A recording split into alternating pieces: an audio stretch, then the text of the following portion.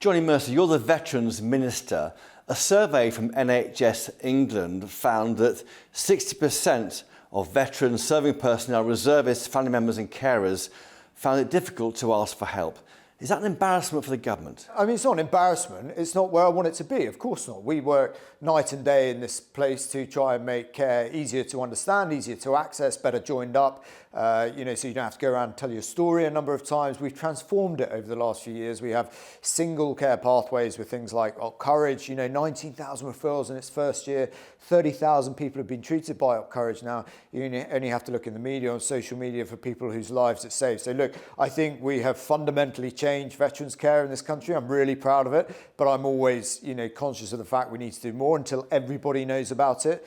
Who leaves the military, I'm going to keep going, and I take that on board. But as a veteran with service in Afghanistan, that's well known in Whitehall, is there something in the psyche of fellow veterans who don't want to ask for help? I think traditionally, certainly, when I started a long time ago now, 20 years ago now, 22 years ago, I think it was a different concept coming forward and asking for help with your mental health than it is today. And, we should be proud of that, the way it's changed both within the military, but outside the military, and all the work that's gone on in the mental health space from the Royal Foundation downwards to change the discussion. But look, there is always more to do, Chris, and no one's going to sit there and say, look, we're completely happy with this progress. We're going to sit on our laurels and we're not going to do any more. Every single veteran suicide is a tragedy, not only for the individual, for their family, but also us as a nation, right? People who leave the military, I want them to go away from that completely boosted by their time in the military and the best version of themselves. I don't want them going away from that in the state some of them do. So we will keep driving down this hole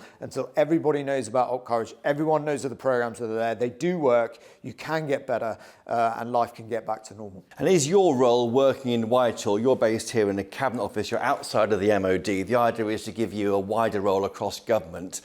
Are officials listening to you when you make these points to them? Well, look, I mean, you only have to look at what we've been able to deliver in the last 12 months alone. Op Restore, single dedicated pathway for physical injuries, Courage for mental injuries. We launched Stop Fortitude. There were no veterans sleeping rough this Christmas because of a lack of provision, right? I know people try and muddy the water and sully that down. That's 407 of the most vulnerable veterans in this country who may be in addiction, maybe in debt, maybe coming out of domestic violence, that we have provided a roof over their head and a pathway to get their lives back on track. That is what government's all about. We're incredibly proud of it. But again, we're going to keep going because we want to end the scourge of veterans sleeping rough in this country today. The junior doctor strike ends this week. Has that had a bearing or an impact on the treatment of veterans and their mental health? Look, the doctor strike, I see it for myself down in Plymouth. Clearly, it has had an impact on my local hospital.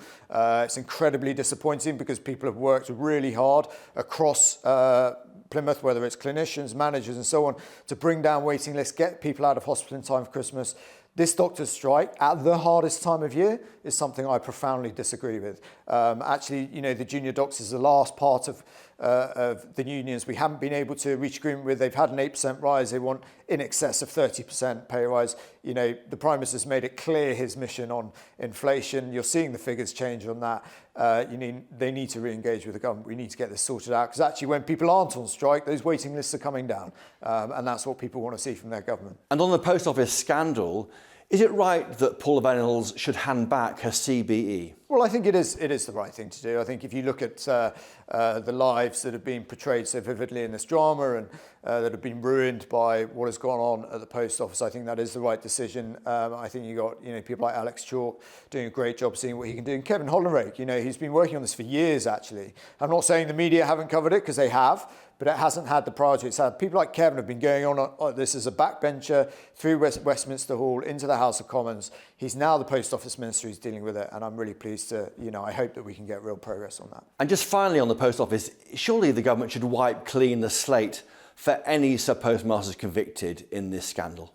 Yeah, look, that's not a question for me, is it? That's a question for Alex, the Justice Secretary, and others. They're looking at all options, and I think we'll end up in a place that can bring. You're never going to bring, completely compensate for the hurt that has gone on over this period of time. But I think the government's going to do everything it can, and I think you'll see more coming out about that later on this week.